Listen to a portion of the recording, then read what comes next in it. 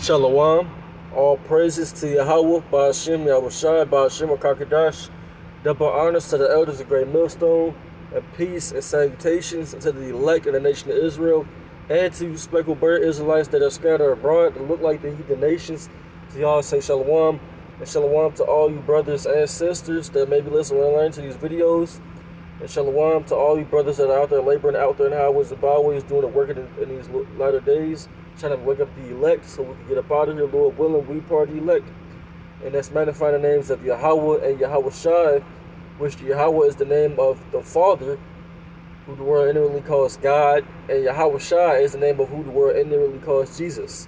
That is his true name. They both only have one true name. You can't call him just any name you want to, you know.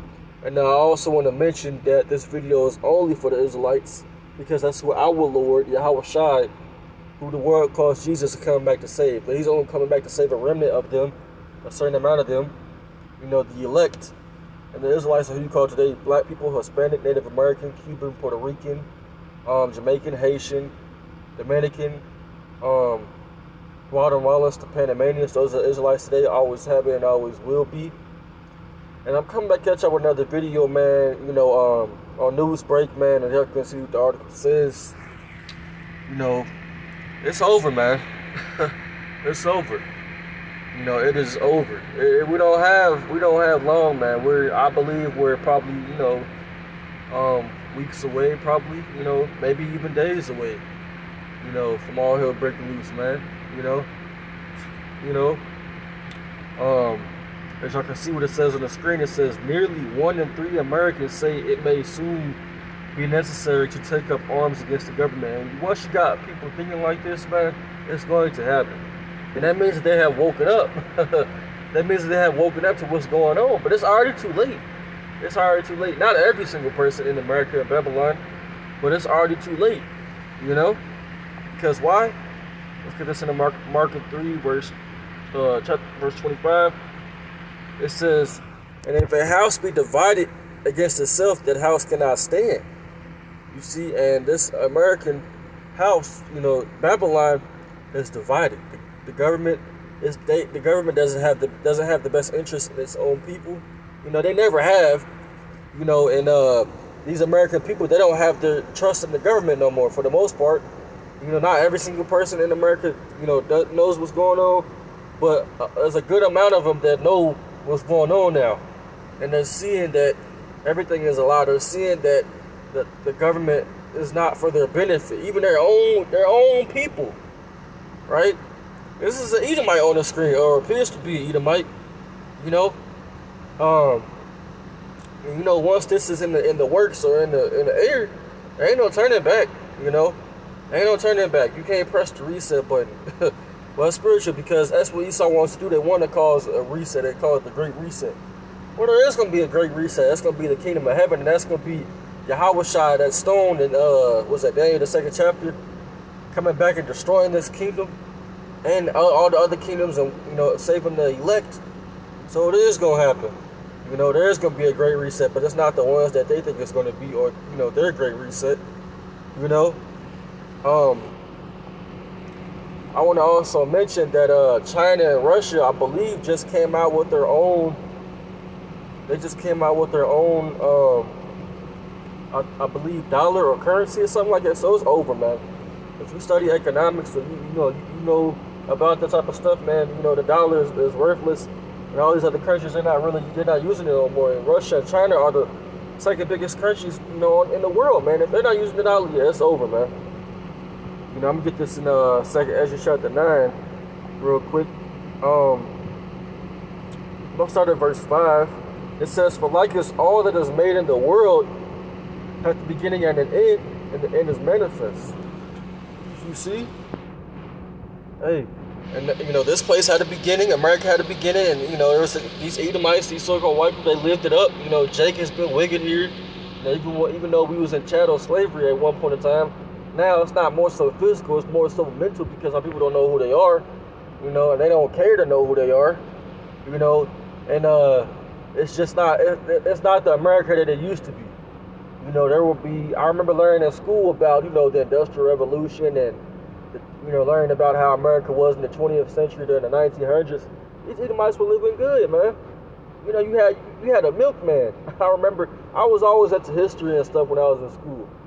They literally had like a neighborhood milkman. You had a boy who would ride down the street on his bike and deliver the newspaper. These people they don't do this type of stuff no more. Everybody in the neighborhood knew each other. It ain't like that no more.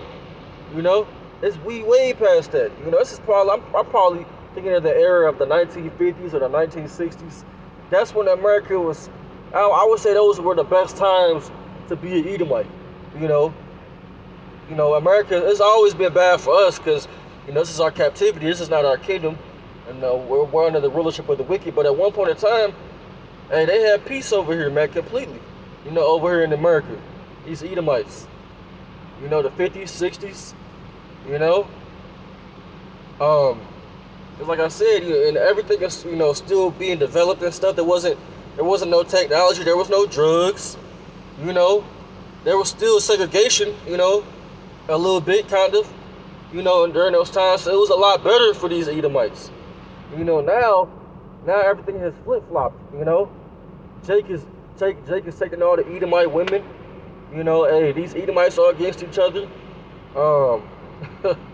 Hey, these Edomites hate each other, man. And like I said, when you watch movies or TV shows that took place during that time, it's just not the same, man. It ain't the same. We're in a totally different time period now, man. We're in a time period of war, right? This is Isaiah chapter 19 and verse 2. It says, "And I will set the Egyptians against the Egyptians," which are these modern-day Edomites. It says, "And they shall fight everyone against his brother, and everyone against his neighbor, and against his city, and against kingdom, right? And the spirit of Egypt, which Egypt is America, shall fail in the midst thereof," and that's the spirit failing, man. For the fact that this is they took a poll, they took like a vote, and people are in this mindset because they understand what's going on. It's over, man. They ain't turning back as these top elite Edomites. They plan is going in full effect. They're not turning back. They don't care about these lower level Edomites, and they ready for war. They ready for that to pop off. They want it to pop off. So why they can bring their solution, which is the MOTB. They are ready. They're not scared. And we happy, man. You should rejoice. We should rejoice that these things are happening. Let's get this in the book of Revelations. You Israelites should be rejoicing. This is Revelation chapter 12, verse 12. It says, "Therefore rejoice, ye heavens, and ye that dwell in them, and woe to the inhabitants of the earth and of the sea, for the devil has come down unto you, having great wrath, because he knoweth that he had but a short time," right? And these devils know that they have but a short time. They don't have a lot of time left. It is over. Okay? It is over. We don't have no time left, man. For real. I'm gonna get this in the book of Acts. Acts chapter 1 and verse 7. It says, "And he said unto them, It is not for you to know the times or the seasons which the Father hath put in his own power." Right? Hey, so we don't exactly know when things are going to pop off or when things are going to happen. But the Lord, he showed us signs. He gave us clues. He gave us hints. Right? So when we see all those things happening and coming to pass, now the end is coming. Now it's here. Let's get this in the book of Habakkuk chapter 2. It says, "For the vision is yet for an appointed time," meaning the prophecies, "but at the end it shall speak and not lie. Though it tarry, wait for it, because it will surely come. And it will not tarry."